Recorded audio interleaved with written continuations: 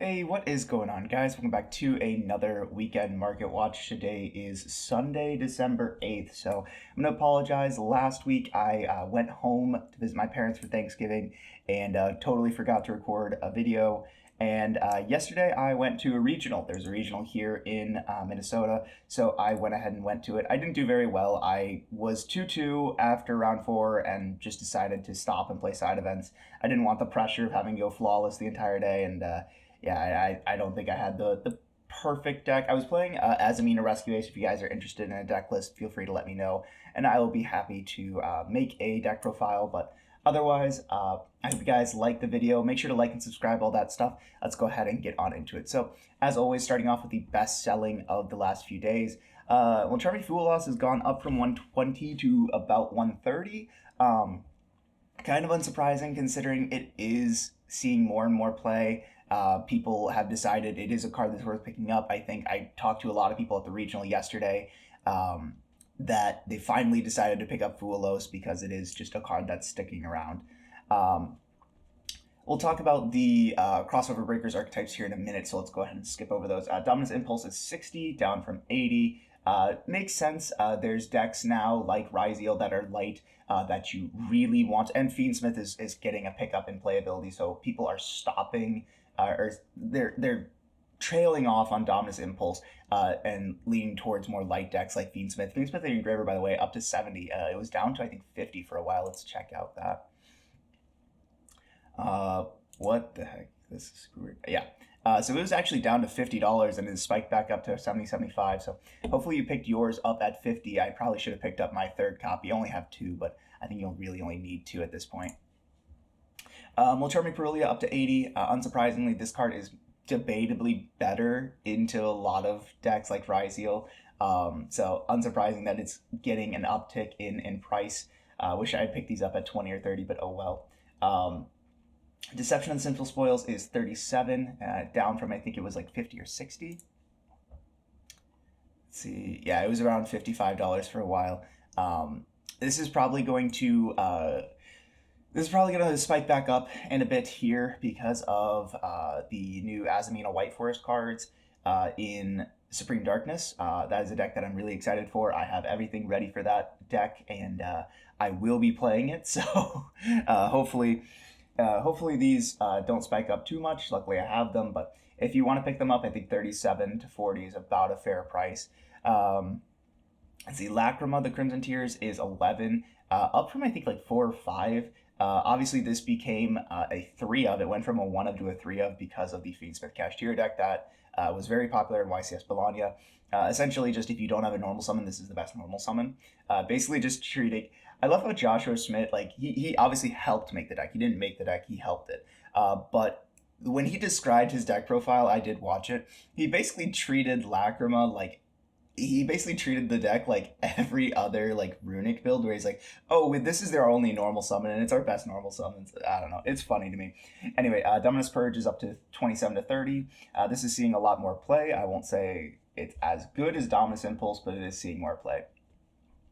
Thrust, you're looking at $5 for a printing from Chorus Entry Bonanza at least. SP, same thing. Imseti Glory of Horus is about $20. I know that Horus is seeing an uptick in playability.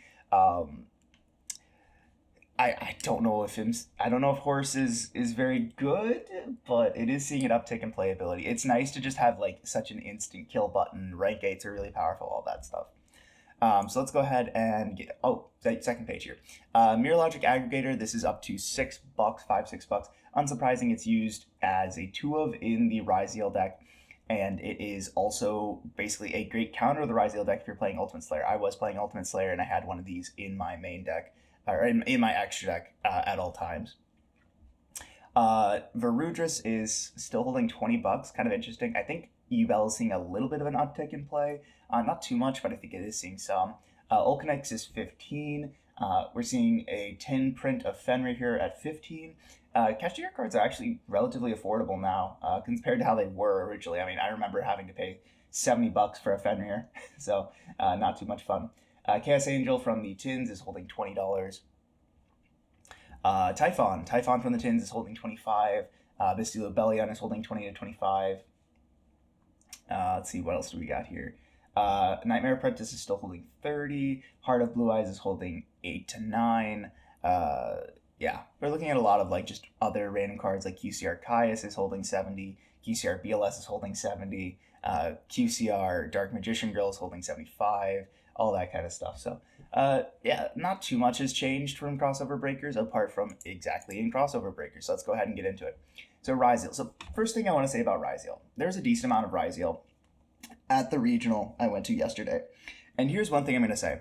I had a couple friends who were playing Ryzeal, and they were talking to everyone about like what their build was, like how they felt about the deck. Oh my god, everybody net decked this. Okay, I genuinely, the my friends who were playing Ryzeal, they did the exact same thing and they talked to everyone. Everyone was playing the List DB grinder put out a few days before the event.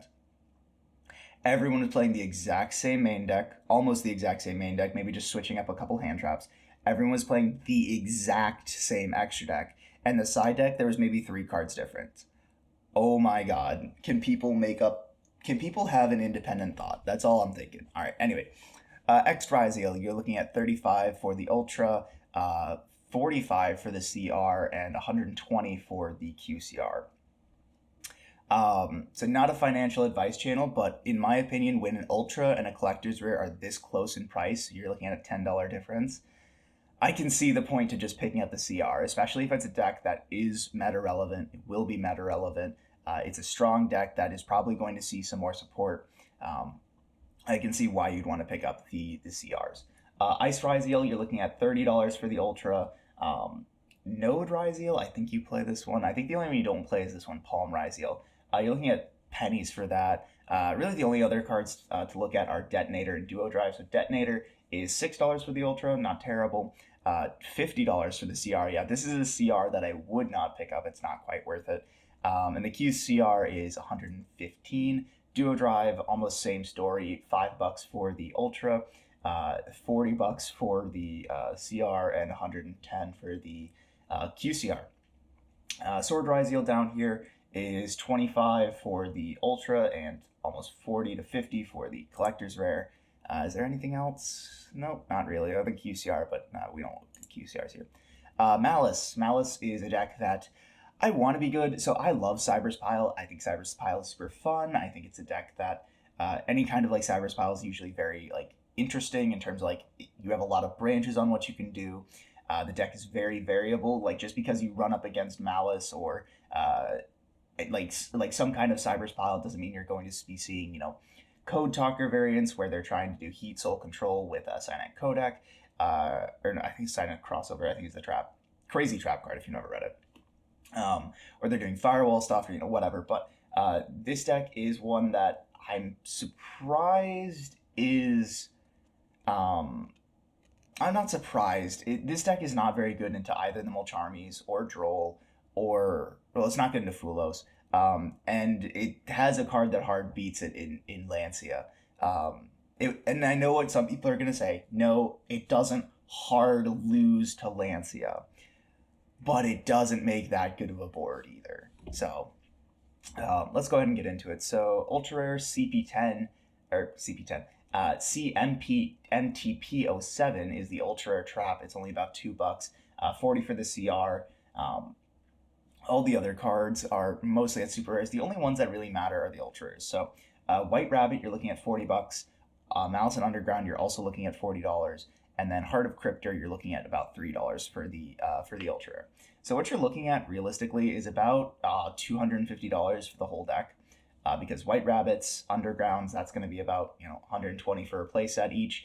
And then everything else is pennies. You can pick up super rare Chessie Cats. I hate that they named it Chessie Cat. Why can't it just be Cheshire Cat? Dormouse is also pennies. Both the other links, so Red Ransom and White Binder, are pennies. So you're not looking at too expensive of a deck. And it is a deck that I think is getting more support. That being said, I think there is a good argument for Shifter being limited in the next ban list. That should hopefully be coming up in a couple weeks. And if it does, this deck is going to get panic sold, and that's when I think you pick it up. I think this deck has a lot of potential, especially going forward. If it's not just like, oh, we have to play Shifter, I think there is a lot of potential for this deck. But right now, I think it is going to be. I think it is going to be less represented than Ryziel. We're already seeing that at YCS Anaheim. The top nine breakdown, or the yeah, not top nine. After round nine, the breakdown was there was substantially more Ryziel and Ryziel variants than Malice. I wanted to look at Ryuge. One of my friends, I drove him home after the regional, and he was talking about the Ryuge cards, and he's wanted to borrow some Dynamorphia cards, and I had to ask him what the Ryugi cards do. And he said, well, you just want like tribal synergy because there's sea serpent, swarms, and dinosaurs. Um, and you also want cards that can pop themselves. And there's some interesting things you can do with that for sure. And one of the things that we thought about was Primite, Metal Foes, and maybe a small Yangzing engine. I don't know if that'd be good. We were talking about this, but if you want a deck to play, I mean, this deck is freaking pennies, dude. Like you're looking at $5 for the ultra rare ritual, and then everything else is literally like not even worth the card stock it's printed on. So, honestly, this is my opinion. I might pick up a Ryugi core just to have it, just um, because this is the worst deck out of crossover breakers by a large margin. There will probably be a lot of support for this deck, and it might see something pretty interesting. So I might be picking this up, considering it's only going to be about $15 for the whole deck. So that is Ryugi, and that is crossover breakers. Just going over some interesting cards I found. So Lingaribo, the ultra rare from Ignition Assault has been completely bought out and is a $9 card now. So if you have some of those lying around, feel free to offload them. Same thing with Splash Mage here. The Ghost from the Past ultra rare is $8 to $9. The Echo Common is also up in price. It's about $1 now. But if you open a bunch of Ghosts from the Past and you have like Splash Mages just lying around, they're expensive. Go ahead and offload them. Obviously, I mentioned Primite, but Primite is seeing a lot more experimentation. A Primite Blue Eyes deck is like the third or fourth best deck in the OCG right now. Now, I'm one who always says take OCG lists and results with a grain of salt. There is just a difference of opinion in terms of deck building and what is good from OCG to TCG.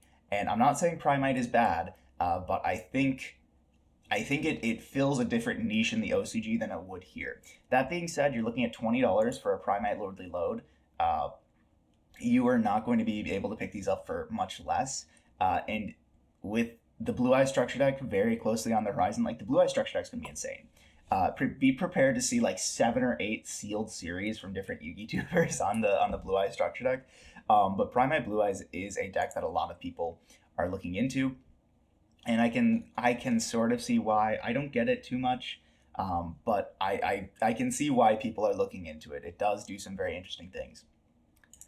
I wanted to look at Firewall Dragon. So there's a lot of Firewall Dragons, but specifically the high rarity printings. The ones I specifically looked at are the Ultimate Rare and the Ghost Rare from Ghost from the Past. The Tournament Pack Ultimate Rare went from about $10 to $12. It's up to about 22 to 25. And the Ghost Rare, that went from about 30 to about 50. So, I mean, most people won't have these lying around, but if you open them and you just decide to hold on to them because they weren't worth too much at the time, now's a good time to get rid of them. They're seeing an uptick in price because of Malice. Firewall is pretty good in Malice, and yeah, people want high rarity Firewalls. So last thing I wanted to look at was the White Forest cards. Obviously, I said I'm going to be playing White Forest Azamina when Supreme Darkness comes out, but just letting you guys know, this is the lowest I have seen LZ in quite a long time. Yeah, so the lowest I saw them was 19, like ever, and now they're only about $20 to 21 for copies of LZ. This card has been hovering around 30 to 40 for a very long time. This is the lowest I have seen them. They're going to get more expensive when Supreme Darkness comes out. So if you want to play White Forest in any capacity, now is a great time to pick them up. Same thing with Stellars. They were the highest card for a while. They were 30. They're more expensive than LZ. They slowly ticked down to now where they're about $12. Yeah, you're even less than $12 for copies. This is a perfect time to pick up White Forest. Everything else in the deck is cheap. If you want to play White Forest, you're looking at, what is that, 36 and 40, 50, 60, 66. What is that? You're looking at about $100. You're looking at about $100 for the core. This is a deck that is very flexible. You can play a Runic build, you can play an Azamina build, you can play a Kashtira build, you can play so many different builds of this deck. I think it is a decent investment. So you heard it here from me first. If you watch this Market Watch and we get to Supreme Darkness and you're bitching and moaning that you can't play White Forest even though you really want to because Elzet and Stellar went up in price, don't blame me. I'm telling you now, if you want them, pick them up. But that said, that is all from me, guys. I hope you guys did enjoy the Market Watch. Sorry for no face cam. If you didn't know, during the last Prague episode that Zach and I were recording, my face cam just straight up broke halfway through. It just stopped working, so I got to get a new one. But if you guys did enjoy, make sure to leave a like, and if you really enjoyed, make sure to subscribe. That's all from me, and I'll catch y'all in the next one. Peace.